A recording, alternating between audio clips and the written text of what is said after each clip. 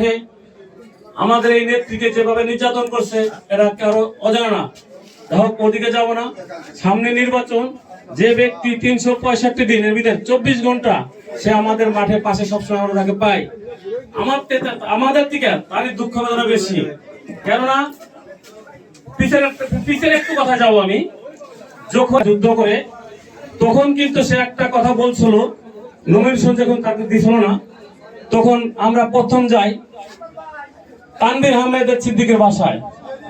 তখন কিন্তু সে আমাদের কি তালা মারা পাইনি। পরবর্তীতে গেলাম কোথায়, হান্নান স্যার বাসায়।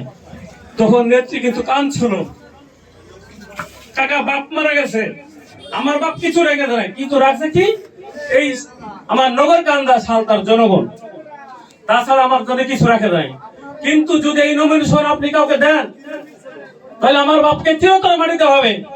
আর এই নমিনেশন যদি আমি পাই তাহলে আজীবন যতদিন আমি থাকবো আমার বাবার নামটা মানুষের দ্বারা ভাসবে যে কে মুবাইদুর রহমানের উত্তরসূরি শ্যামাবাই।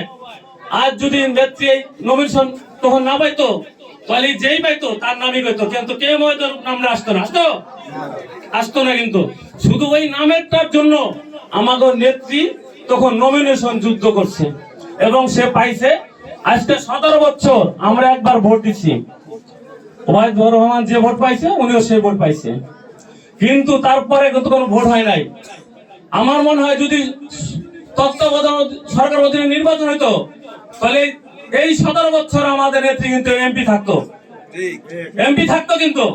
কেন ভোট যুদ্ধে আমাদের ভোট ছিল, কিন্তু আমাদের ভোট যারা নতুন আওয়ামী লীগে ভোটছে তারাও কিন্তু গাইলেইছে যে আমরা ভোট হয়েছে, আমরা ভোট দিতে পারলাম না।